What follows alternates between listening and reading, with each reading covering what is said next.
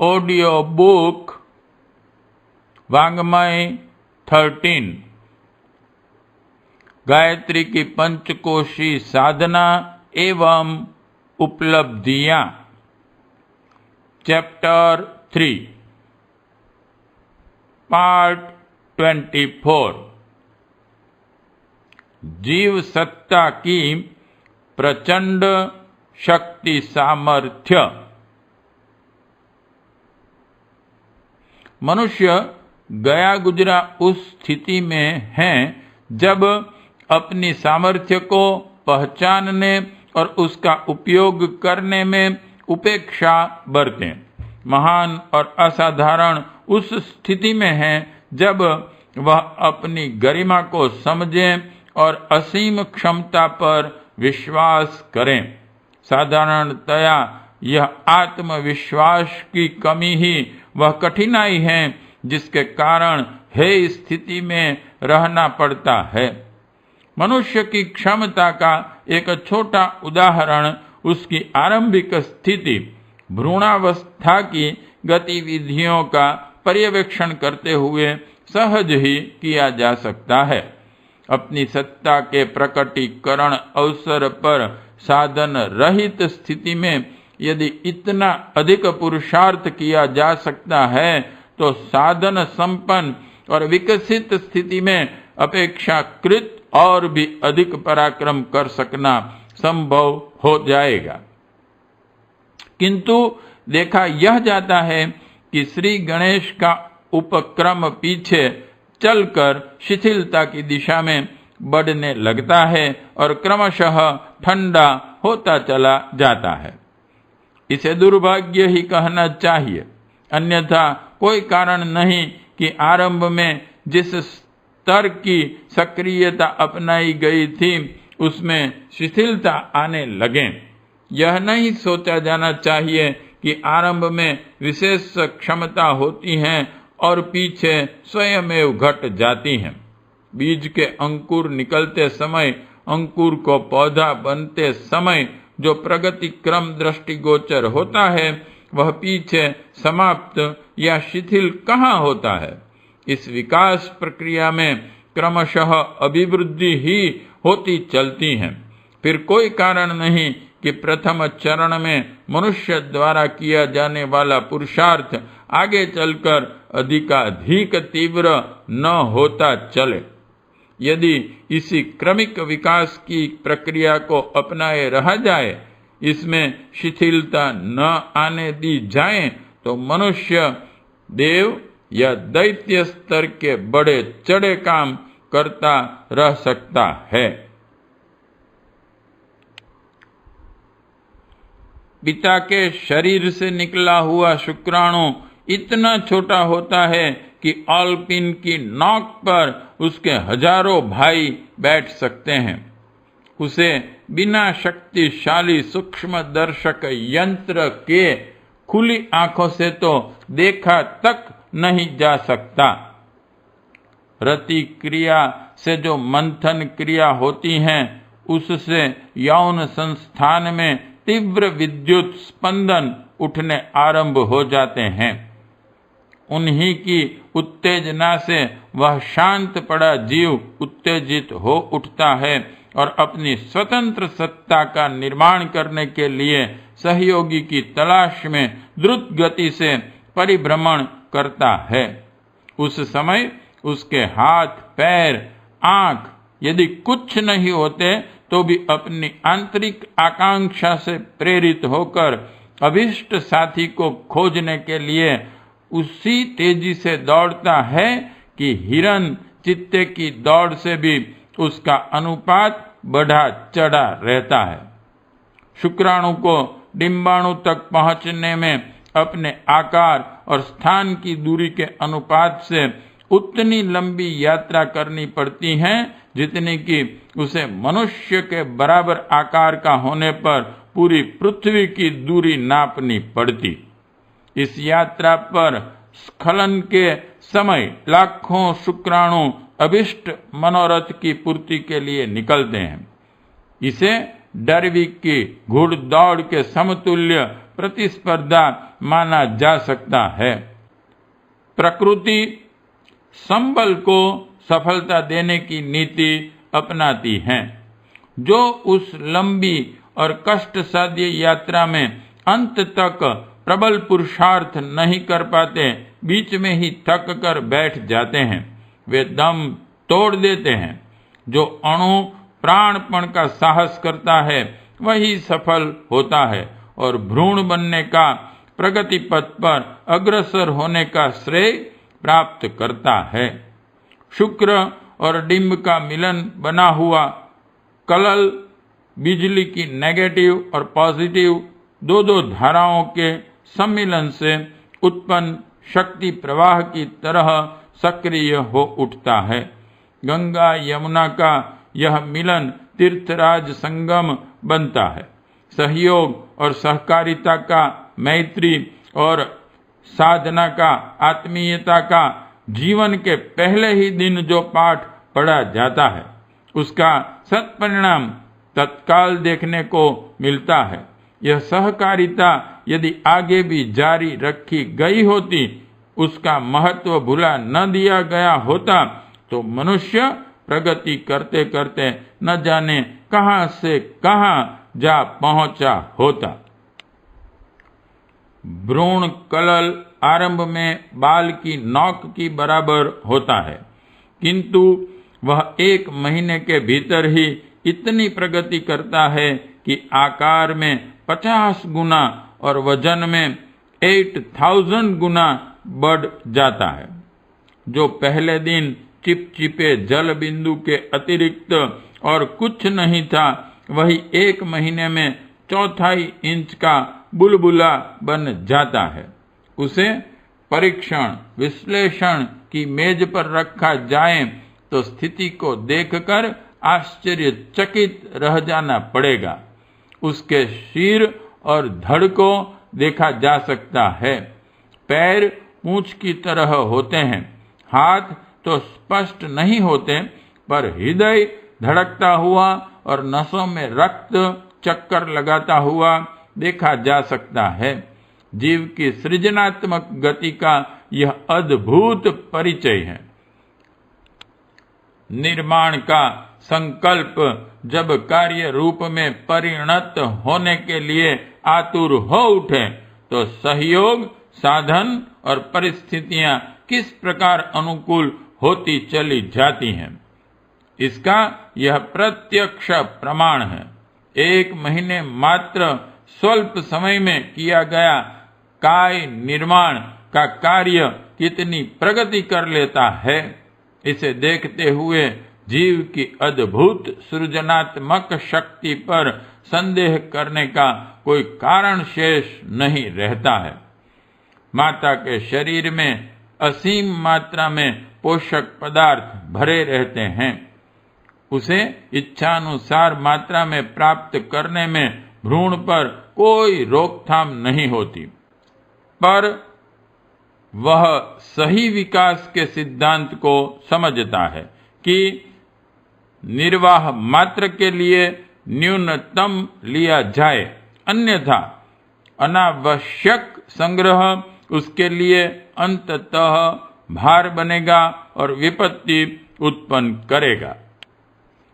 तेन त्यक्ते भुंथिजा का पाठ प्रत्येक प्रगतिशील को पढ़ना पड़ता है। भ्रूण भी उस सनातन सिद्धांत से अपरिचित नहीं होता। उसे अपने शरीर के चारों ओर एक परत चढ़ानी पड़ती है, जो गर्भाशय में उपलब्ध सामग्री में से छना हुआ उपयुक्त पोषक पदार्थ ही भ्रूण तक जाने देती हैं। इसे संयम और मर्यादा का आवरण कह सकते हैं। शरीर शास्त्र की दृष्टि से इस झिल्ली को ट्रोफोब्लास्ट कहते हैं। संपत्ति के समुद्र में से मात्र उपयुक्त निर्वाह स्वीकार करने की व्यवस्था यह झिल्ली ही बनाती है। ऑक्सीजन और रसायन मिश्रित भ्रूण का उपयोगी आहार उसके शरीर में इसी झिल्ली द्वारा छनकर भीतर पहुंचता है। बात इतने से ही समाप्त नहीं होती। भ्रूण के शरीर से मल भी बनता है, उसे बाहर निकालना आवश्यक है। यह झिल्ली ही उस मल को बाहर लाती हैं और माता के रक्त में धकेल देती हैं। उसकी सफाई माता के रक्त को अपनी निज की सफाई के साथ साथ ही करनी पड़ती है। उपलब्धि की तरह परित्याग का सिद्धांत अपनाया जाना कितना आवश्यक है। इसे हृदयगम करने पर ही भ्रूण कलल की सुरक्षा और अभिवृद्धि संभव होती है। हम तथाकथित बुद्धिमान लोग दोनों हाथों से अनावश्यक संग्रह में जुटते हैं और स्वेच्छा परित्याग के लिए कृपणतावश साहस ही नहीं जुटाते। फलतः उस भार संग्रह की विषाक्तता जीवन की नाव को बीच मझधार में डुबो देने का कारण बनती है। अनुदानों के लिए लालायित रहने वाले लोग सोचते हैं कि दूसरों के अनुग्रह से मिली सामग्री से ही काम चल सकता है, पर यह कुकल्पना सर्वथा निरर्थक ही सिद्ध होती है। लोग संभवतः यही मानते हैं कि माता का रक्त ही भ्रूण की नसों में घूमता है, किंतु वास्तविकता वैसी है नहीं। बच्चे का अपना स्वतंत्र रक्त होता है। यह बात अलग है कि उसके निर्माण की साधन सामग्री माता के शरीर से उपलब्ध होती हैं। दूसरे महीने में भ्रूण के ऊपर एक रक्षा कवच जलीय जैकेट के रूप में धारण कर लेता है। वह जानता है कि हर समर्थ को सुरक्षा संग्राम में उतरना पड़ता है। जीवन एक खुला संघर्ष है। जो इस रण क्षेत्र में उतरने से डरता है, सुविधाओं की वर्षा होते रहने के सपने देखता है, वह पाता कुछ नहीं, खोता बहुत है। संकटों से जूझने में जितने मरते हैं, उसकी तुलना में उनसे डरने के कारण बेमौत मरने वाले कायरों की संख्या कहीं अधिक होती है। भ्रूण की शरीर संपदा बढ़ती है, साथ ही खतरा बढ़ता है। बाल की नोक या चना मटर जितने शरीर को पेट में कुछ विशेष खतरा नहीं था, पर जब आकार बढ़ेगा तो खतरे की आशंका भी रहेगी ही। बच्चे के बढ़े हुए शरीर पर माता के पेट का दबाव बढ़ता है, साथ ही उसको चलने फिरने उलटने पलटने की क्रिया भी भ्रूण को प्रभावित करती हैं। ऐसी दशा में वह सुरक्षा कवच आवश्यक है।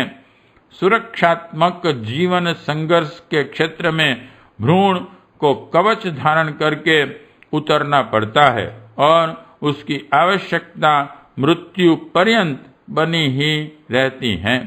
स्वावलंबन की सतर्कता पूर्वक आत्मरक्षा की प्रगति के लिए अपने पैरों खड़े होने की जो शिक्षा प्रथम मास के कार्यकाल में कार्यान्वित की गई थी, उसे यदि भविष्य में भी अपनाए रहा जा सके तो प्रगति की असीम संभावनाएं मूर्तिमान होती चलती हैं।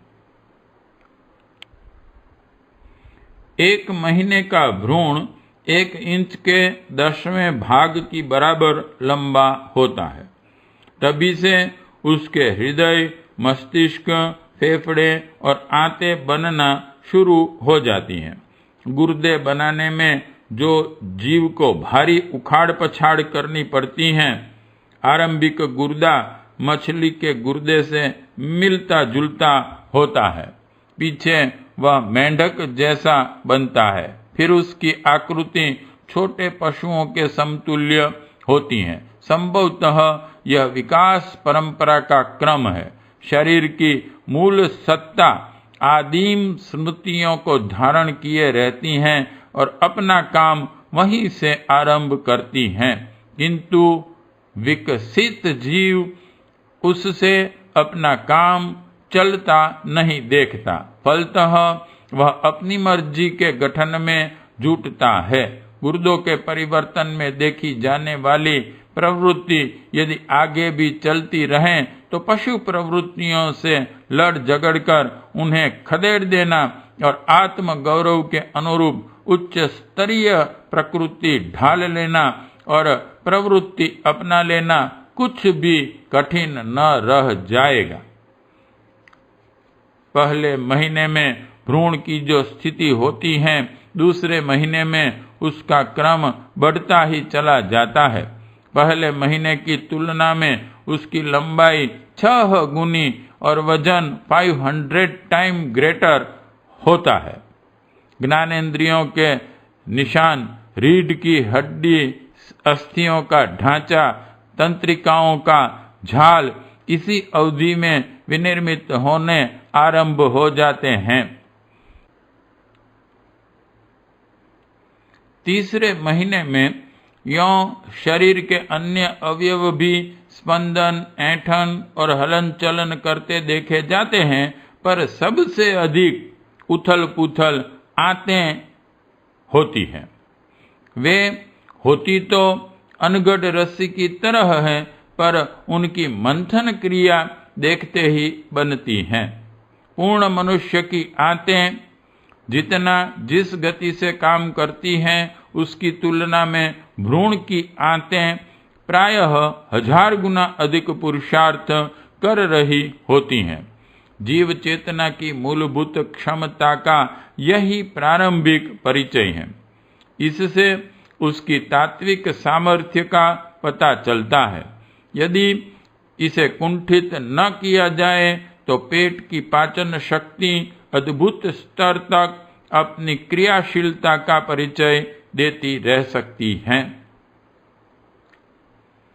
शरीर में अत्यधिक महत्वपूर्ण अवयव 2 हैं, एक मस्तिष्क, दूसरा हृदय। तीसरे महीने इनका विकास आरंभ हो जाता है। बुद्धि और भावना की 2 क्षमताएं ही ऐसी हैं जो मनुष्य को अभिष्ट गति और उपयुक्त दिशा देती हैं। विकास साधनों के आधार पर नहीं, इन्हीं 2 अवयवों, 2 विभूतियों के आधार पर होता है। सफलताएं और उपलब्धियां तो इन 2 तत्वों की प्रतिक्रिया मात्र है। गर्भस्थ शिशु इन्हें विकसित करने की आवश्यकता समझता है और किसी योग्य हो सकने की स्थिति में आने के लिए 2 महीने की अवधि पूरी होते ही वह इन 2 अति महत्वपूर्ण केंद्रों के विकसित करने में जुट जाता है। उन दिनों इन पर जितना श्रम होता है, उतना ही यदि जन्म काल के उपरांत भी किया जा सके तो मनुष्य की ज्ञान संपदा और भाव विभूति की चरम उन्नति हो सकती है। ऐसा मनुष्य देवात्मा स्तर का आलोकमय जीवन यापन कर सकता है। लिंग भेद की पृथकता तीसरे महीने से प्रारंभ होती है। उससे पूर्व भ्रूण में उभयलिंगी लक्षण होते हैं। दोनों में से जीव किसका चुनाव करता है, यह उसकी अपनी चेतनात्मक प्रकृति पर निर्भर है। जीव की पसंदगी के आधार पर ही उसका प्रिय एवं अभ्यस्त लिंग विकसित होने लगता है। प्रकृति ने दोनों ही अनुदान उसके सामने खुले रखे हैं। जिसे भी जीव चुनना चाहे स्वेच्छापूर्वक उनमें से एक को स्वीकार और दूसरे को अस्वीकार कर सकता है। जन्म लेते ही बालक जीवन संघर्ष के लिए भयंकर मल युद्ध आरंभ करता है। भीतर और बाहर की परिस्थितियों में भारी अंतर होता है। उधर के सुरक्षित दुर्ग में उसे बाहरी खतरों का सामना नहीं करना पड़ता था, पर बाहर तो ऋतु प्रभाव से लेकर घातक विकिरणों से भरा हुआ नया एवं अपरिचित संसार होता है। आहार, विश्राम, मल त्याग आदि का सर्वथा नई परिस्थितियों का सामना करना पड़ता है। इस परिवर्तन को ऐसा ही माना जा सकता है जैसे एक लोक के प्राणी को दूसरे लोक में बसने के समय हो सकता है। स्थिति का सामना करने के लिए बहुमुखी समर्थता चाहिए। यह अनुदान कोई एक नहीं दे सकता। जीव को अपने ही बलबूते उपार्जित करना पड़ता है। जन्म लेते ही वह अपने शरीर को नई परिस्थितियों से टक्कर लेने योग्य बनाने के लिए प्रचंड प्रयास करता है। इसको जन्म काल में बालक की विचित्र गतिविधियों के रूप में देखा जा सकता है। नवजात शिशु जन्म लेते ही हाँफता है, कांपता है, चिल्लाता है, हाथ पैर पीटता है। यह सब क्या है? इसे उसका सामर्थ्य संपादन प्रयत्न ही कहा जा सकता है। गर्भ रज्जु करते ही उसे स्वावलंबन का उत्तरदायित्व संभालना पड़ता है। तब माता उसके विकास में सीमित सहयोग ही दे पाती हैं। इस संसार का यही नियम है कि जीव को अपने बलबूते निर्वाह और प्रगति के साधन जुटाने पड़ते हैं। सहयोग तो आदान प्रदान के सिद्धांत पर ही टिकता है। उदर अनुदान तो क्रमशः घटते ही जाते हैं। माता की सहायता गर्भकाल जितनी कहाँ मिलती है, उसका अनुपात क्रमशः घटता ही जाता है। बालक इस कमी को अपनी स्वावलंबी प्रयासों से पूरी करता है। पेट से बाहर आने में कष्ट तो माता को होता है, पर उसके बाहर आने प्रक्रिया में प्रबल चेष्टा और अदम्य आकांक्षा शिशु की ही काम कर रही होती है। गर्भस्थ शिशु अतिशय दुर्बल हो तो वह माता की कितनी ही इच्छा होने पर भी बाहर न आ सकेगा। उसे माता का पेट चीरकर ही बाहर निकालना पड़ेगा। इसी प्रकार यदि जन्मने के तुरंत बाद बालक रोए, चिल्लाए नहीं, हाथ पैर न पीटे, तो उसका जीवित रहना कठिन हो जाएगा। ऐसी स्थिति होने पर चतुर दाइयां ठंडे पानी के छींटे देकर या दूसरे कृत्रिम उपायों से बच्चे को रोने, चिल्लाने के लिए प्रोत्साहित करती हैं। कहावत है कि बिना रोए माता दूध नहीं पिलाती। प्रकृति भी समर्थता का उपहार बालक को तभी देती है जब वह उसके लिए भारी उत्कंठा प्रकट करें। रोने चिल्लाने में इसी मांग की प्रचंडता का आभास मिलता है।